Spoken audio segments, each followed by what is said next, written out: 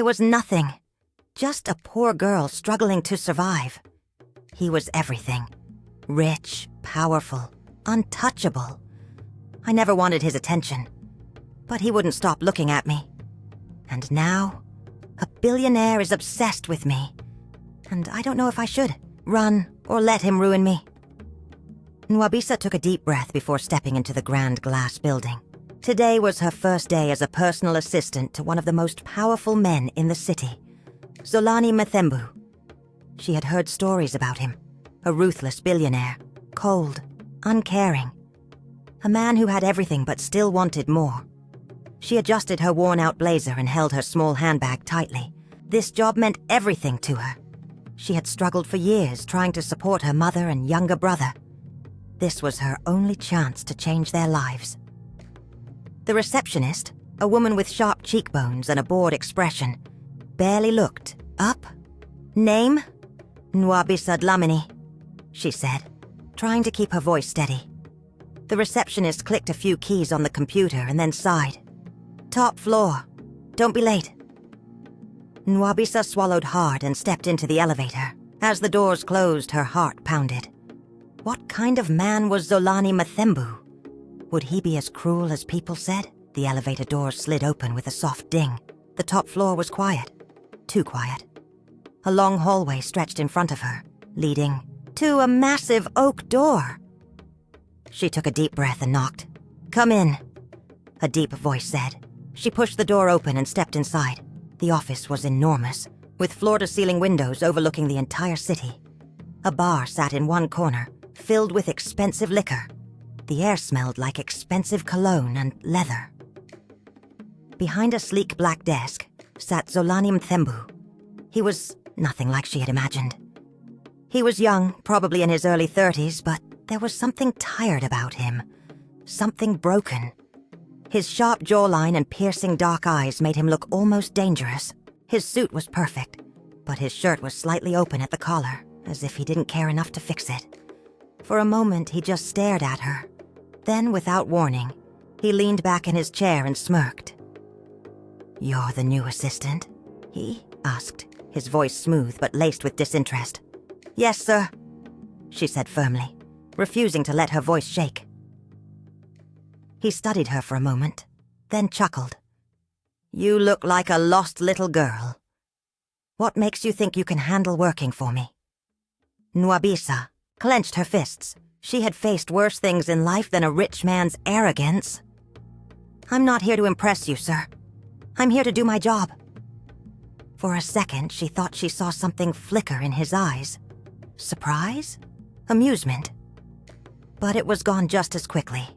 "Fine," he said, looking away. "Don't get in my way, and don't waste my time." He picked up a file and ignored her completely. Nwabisa's first day had just begun, and she already knew one thing. Working for Zolani Mthembu was going to be hell. The city buzzed with life as the night deepened. Neon lights flickered, cars sped past, and music blasted from expensive clubs where the rich drowned themselves in pleasure. Inside Club Noir, one of the most exclusive nightclubs in town, Zolani Mthembu leaned against a velvet couch, a glass of whiskey in his hand. His sharp eyes scanned the dimly lit room filled with beautiful women, all dressed in silk and diamonds. A woman in a red dress sat beside him, tracing her fingers along his wrist. "You never smile, Zolani," she purred, pressing closer. He let out a dry chuckle and took a sip of his drink. Nothing to smile about. The club was his escape. Place where no one expected anything from him. No board meetings, no responsibilities.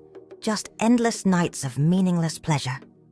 A new woman every night, a different drink in his hand, yet the same emptiness inside. The bass of the music pounded in his chest as another bottle was placed in front of him. He had lost count of how much he had drunk, but it didn't matter. Nothing mattered. On the other side of the city, Nwabisa Dlamini sat on the floor of her tiny one-bedroom apartment, carefully stitching a tear in her old dress. The dim bulb above flickered, casting a warm glow in the small space. Her younger brother, Saifo, lay asleep on a thin mattress beside her. his soft breaths the only sound in the quiet room. Their mother worked late shifts at the hospital, and it was up to Nwabisa to make sure everything was in order. She sighed, putting down the needle. Her first day at work had been exhausting. Zolani Mathembu was just as cruel as people had described. Cold, arrogant, and impossible to read. But she couldn't afford to quit. This job meant school fees for her brother, medicine for her mother, and maybe, just maybe, a better future. Standing up, she stretched her sore muscles and walked to the small window. Outside, the city lights sparkled like distant stars. Somewhere, in that world of luxury, her boss was probably surrounded by models and alcohol. She shook her head. They lived in the same city but belonged to two different worlds, one drowning in excess, the other surviving on hope. And yet, their lives had already begun to intertwine. The office was silent except for the soft ticking of the clock. It was late, far past working hours. But Zolani Mathembu was still there, slouched in his leather chair, a half-empty bottle of whiskey on his desk. Nwabisa hesitated at the doorway. She had finished organizing the files and was ready to leave, when she noticed the lights still on in his office. She could have ignored it. She should have ignored it. But something about the way he sat there, head resting against the back of his chair looking utterly exhausted, made her stop. She stepped inside cautiously. "Sir?" Zolani didn't respond. His eyes were closed, his breathing uneven. The scent of alcohol was thick in the air. He had been drinking again. Nwabisa sighed. She had worked for him long enough now to understand his routine. During the day, he was ruthless, a man with no patience for mistakes. But at night, when the office was empty, when no one was watching, the mask slipped. She picked up the bottle from his desk and frowned. "Almost finished. Sir, you need to go home," she said firmly. This time he opened his eyes. Dark, tired, filled with something she couldn't quite name. Home. He let out a bitter laugh. "There's nothing waiting for me there." His words made something twist inside her chest. She took a deep breath. "At least drink some water," she said, ignoring his cold attitude. She reached for the glass on his desk, poured some water from the jug, and held it out to him. He stared at her for a moment, as if trying to understand why she was still here. No one ever stayed for him. No one ever cared. But she wasn't looking at him like the others did.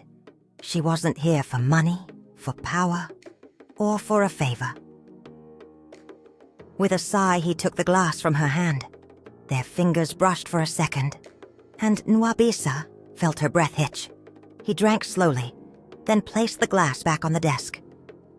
"You always this persistent?" She folded her arms. "Only when my boss is acting like a stubborn child." A ghost of a smirk touched his lips. "Careful, Nwabisa. You're getting too comfortable." She didn't flinch. "Then fire me." Silence. Then, for the first time, Zolani Mathembu didn't have a response. Nwabisa took that as her cue to leave. "Good night, sir," she said softly before stepping out, closing the door behind her. Zolani stared at the empty doorway long after she was gone. Something was different about her. Something he couldn't quite understand. For the first time in a long time, he didn't feel so alone. The next morning, Nwabisa arrived at the office a little earlier than usual. She wasn't sure why. Maybe it was the way Zolani Mathembu had looked at her last night. Like he wasn't used to someone caring. She stepped inside the office with fresh coffee in hand. She didn't know if he even liked coffee, but after the amount of whiskey he had downed last night, he needed it. His office door was slightly open. Taking a deep breath, she knocked and entered.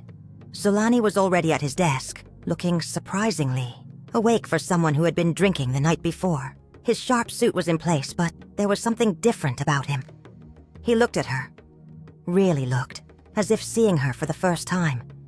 She placed the coffee in front of him. "You should eat something too," she said casually, ignoring his intense gaze. "You always this bossy?" he asked, raising an eyebrow. "Only when necessary." A small, amused smirk appeared on his lips.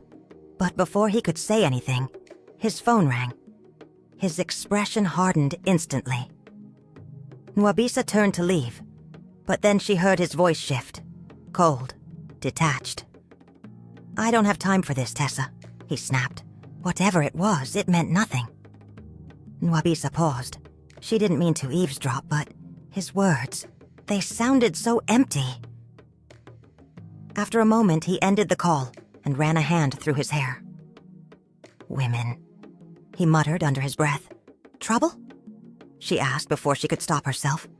He looked at her with something unreadable in his eyes.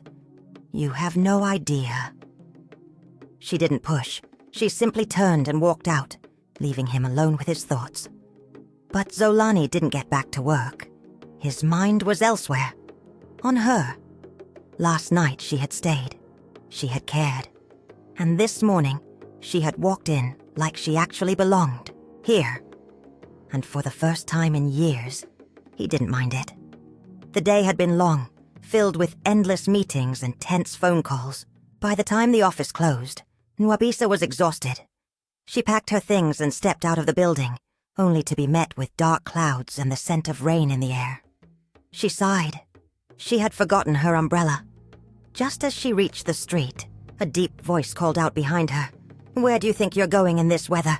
She turned to see Zolani Mthembu, standing by his sleek black car, his suit jacket draped over one arm.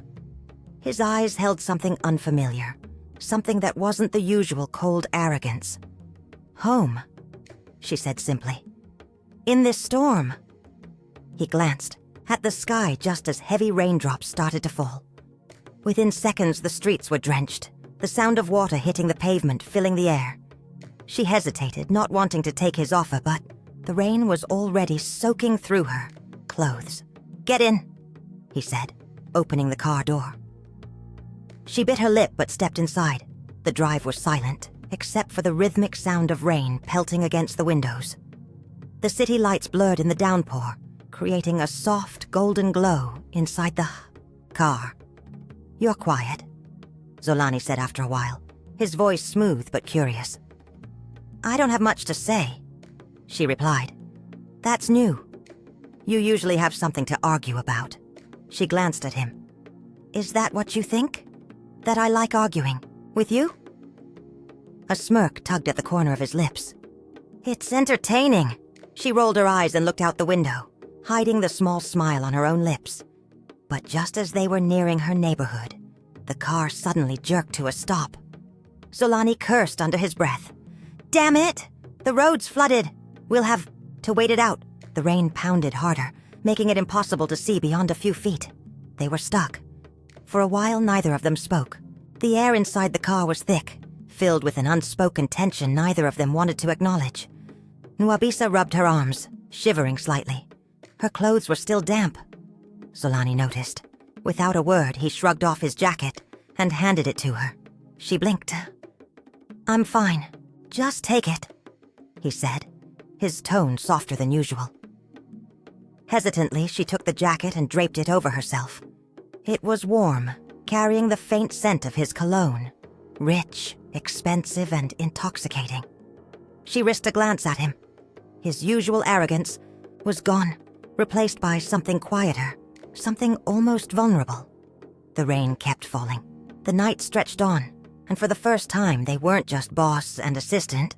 They were simply two people, stuck in the storm together. The next morning, Nwabisa arrived at the office, expecting things to go back to normal. She told herself the night in the car was just circumstantial, a passing moment in the storm. But as soon as she stepped into Zolani's office, she realized things had shifted. He was staring at her, not in his usual cold, arrogant way, but with something else in his eyes. Curiosity? Amusement? Something deeper? "Did my jacket help?" he asked, a smirk playing on his lips. She placed a file on his desk, keeping her face neutral. "Yes. Thank you." "You're not going to argue this time?"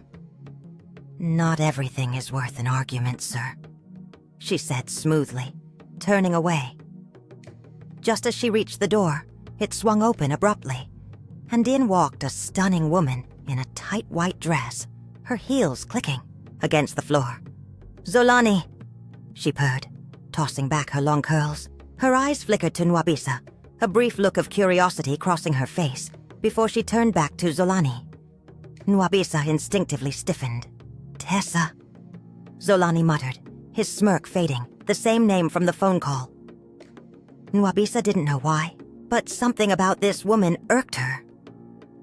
Tessa walked up to Zolani's desk, placing a manicured hand on his arm. "You didn't return my calls," she said, pouting. "We need to talk." "There's nothing to talk about," he replied, his voice sharp. "You didn't say that last time," Tessa whispered, running her fingers down his sleeve. Nwabisa felt something, ugly and unfamiliar twist in her stomach. She had no right to feel this way. Zolani's life was his own, and yet she hated watching this. "I'll leave you to it," she muttered, turning to leave. But before she could step out, another voice called her name. "Nwabisa?" She froze. That voice, deep, familiar, warm. She turned around slowly, her heart stopping for a second. Standing in the doorway was Thabiso, her childhood friend, the boy she had grown up with, the one she hadn't seen in years. "Nwabisa," he said again, his face breaking into a grin. "It's really you." For a second, she forgot about Tessa, forgot about Zolani. Thabiso was here. And suddenly, her past had crashed into her present. Zolani watched as Nwabisa's entire face changed, the way her eyes widened, the way her lips parted in shock before stretching into a smile. He had never seen her smile like that before, and he didn't like it. He didn't like the way this man was looking at her, like she was something he had been searching for. Tessa was talking, her fingers still on his sleeve, but Zolani wasn't listening anymore. His eyes were on Nwabisa and this stranger, and for the first time, a foreign, possessive anger burned in his chest. Zolani had never cared about who walked in and out of his office.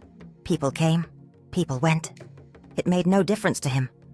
But today was different. Who was this guy? And why was Zolani feeling so much jealousy? Find out in part 2, coming soon. Don't forget to subscribe and turn on notifications so you don't miss the second part of this thrilling romance story.